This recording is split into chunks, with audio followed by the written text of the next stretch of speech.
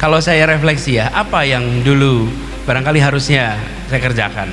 Mungkin ya, kalau dulu saya kembali kuliah atau sekarang kembali kuliah, mungkin saya akan membayangkan berapa lama saya akan kuliah. Mungkin saya membayangkan apa saja yang saya harus kerjakan. Karena sering sekali ketika sudah kuliah, sudah tahun ketiga, tahun keempat, menengok ke belakang, waktu berjalan begitu cepat.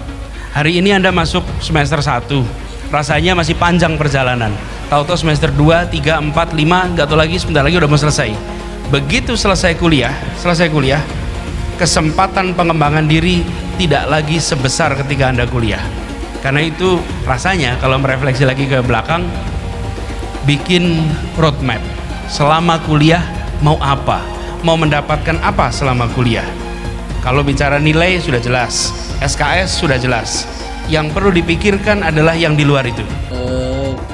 Kami merasakan lah di kalangan guru, khususnya saya di Forum Aksi Guru Indonesia, pagi, kebetulan saya ketuanya. Kita merasakan bahwa hasil pendidikan kita ini nyaris tidak memberikan kontribusi terhadap peningkatan moralitas bangsa dan juga peningkatan sumber daya manusia Indonesia. Nah, kita merasakan itu, dan salah satu faktor penyebabnya mungkin karena guru yang kurang bagus diperhatikan, baik kualitasnya, baik kesejahteraannya, maupun bagaimana proses pendidikan guru. Ini ada persoalan di pemerintah dalam mengelola guru ini. Berkali-kali kita melakukan demo, tapi keputusannya tidak menghasilkan sesuatu yang menggembirakan. Contoh gini Mas, aku gugat UN tahun 2006, 2007 kita menyatakan menang, pemerintah banding, 28 menang lagi, 2009 itu diputuskan kasasi menang. Tapi belum, tidak dieksekusi Mas, tetap aja UN ada. Baru 2015 ketika Anies Baswedan jadi menteri, itu baru bisa dilaksanakan UN dihentikan dari sebagai penentu kelulusan. Aku berpikir bahwa kebijakan yang bisa menghentikan suatu program-program yang tidak begitu bagus dirasakan oleh masyarakat. Jadi dikatakan cerdas, Anies Baswedan menggunakan sebuah grup band yang dulu Giring ada di dalamnya dan sudah keluar untuk menyindir balik kritikan dari Giring terhadap Anies Baswedan, dan itu bisa terlihat sekali dalam caption dalam postingan Instagram yang dibuat oleh Gubernur Anies. Tapi catatan kritisnya adalah pertama kan menjadi pertanyaan, kok sebegitu niatnya seorang gubernur, dan kalau betul ya grup band itu yang menggunakan misalnya dana APBD untuk dipakai dalam sebuah acara dan kemudian dipakai hanya untuk menyindir balik orang yang mengkritiknya, saya pikir itu malah bisa menjadi efek bumerang. Yang kedua, sebetulnya catatan kritis juga, buat apa seorang Anies Baswedan disebut namanya bisa menjadi capres Gubernur DKI, kemudian terbawa oleh narasi yang dibuat dan kritikan yang dilakukan oleh seorang ketua umum partai 1, bahkan tidak mencapai 2%. Akhirnya Anies Baswedan seperti menurunkan kapasitas kompetisinya hanya dengan ketua umum partai kecil, bukan dengan capres-capres lain yang namanya sering disebut juga oleh pemilih. Mengejutkan, putra Papua ini beri kesaksian mengejutkan soal program fenomenal Anies Baswedan. Ternyata dikutip dari Warta Ekonomi Jakarta, Indonesia Mengajar adalah program yang sangat melekat pada sosok Anies Baswedan. Bukannya tanpa alasan, Anies merupakan pendiri atau inisiator dari gerakan mengirim pemuda sebagai guru atau pengajar ke daerah-daerah pedalaman. Salah seorang alumni program Indonesia Mengajar, yakni Billy David Nerutu Milena, membeberkan lebih dalam mengenai program yang digagas oleh Anies Baswedan ini. Menurutnya, program Indonesia Mengajar sederhananya hadir untuk mengisi kekurangan guru, khususnya di daerah terpencil yang ada di Indonesia.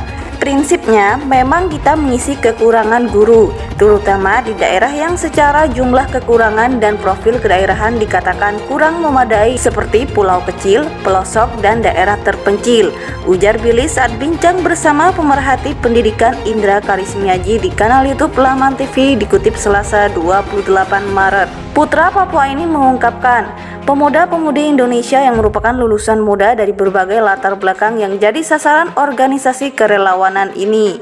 Billy pun mengungkapkan, para pemuda yang mengikuti Indonesia Mengajar ini diajarkan oleh Anies bahwa masalah pendidikan bukan hanya tugas pemerintah saja untuk menyelesaikannya, sehingga butuh aksi nyata segenap masyarakat untuk berpartisipasi menghadirkan pendidikan kepada semua pihak. Pak Anies selalu bilang yang ditawarkan itu bukan jumlah besaran gaji yang diterima, tapi bagaimana kita melakukan kontribusi karena masalah pendidikan ini bukan hanya diselesaikan oleh pemerintah. Jelasnya, selain mengajar di pedalaman, Billy mengungkapkan selama mengikuti Indonesia Mengajar mereka juga terlibat banyak hal, khususnya pengembangan pendidikan serta isu-isu kedaerahan yang ada.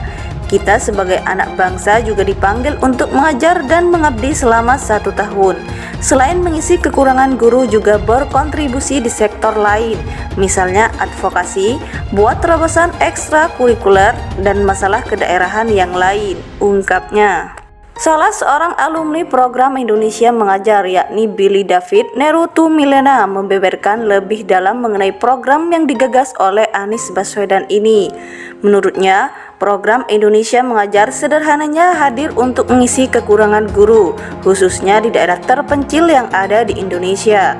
Prinsipnya, memang kita mengisi kekurangan guru, terutama di daerah yang secara jumlah kekurangan dan profil kedaerahan dikatakan kurang memadai seperti pulau kecil, pelosok, dan daerah terpencil, ujar Billy saat bincang bersama pemerhati pendidikan Indra Karismiaji di kanal YouTube Laman TV dikutip Selasa 28 Maret. Putra Papua ini mengungkapkan, pemuda-pemudi Indonesia yang merupakan lulusan muda dari berbagai latar belakang yang jadi sasaran organisasi kerelawanan ini.